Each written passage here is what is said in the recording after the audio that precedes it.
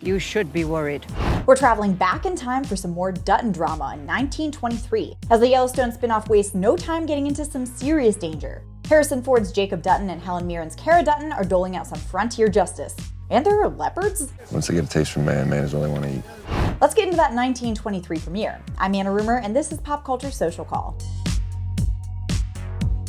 The Dutton family has always been followed by violence. 1883's doomed Dutton daughter Elsa reminds us of a start, and Jacob, the brother of 1883's James Dutton, knows that firsthand. He's trying to keep his cattle alive during a major drought, but Batty Banner Crichton won't stop leading his sheep to graze on his land, and things are escalating to a ranch war. Stealing a man's grass is like stealing his steers.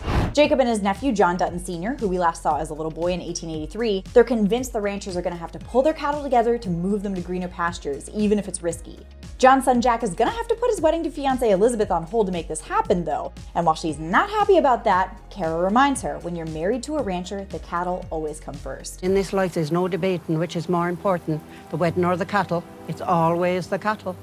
Also, Banner is clearly going to be a thorn in the Dutton side all season. I mean, he lets his herd through a fence onto Dutton land even after Jacob shoved a gun in his face earlier. One of our cliffhangers at the end of the episode comes when Jack discovers this, and a man on horseback who's watching the sheep raises his rifle and takes a shot at Jack. But the episode cuts back to the ranch before we see where the bullet fell. I don't know, I'm betting on Jack for this one. We've also got a side plot someplace in Africa where we meet this big game hunter we eventually find out is Spencer Dutton, the youngest son of 1883's James and Margaret. He's taken on a job that involves killing a leopard the size of a sofa that's terrorizing this fancy safari camp, but we get another cliffhanger moment at the end when we realize there's actually 2 leopards on the prowl.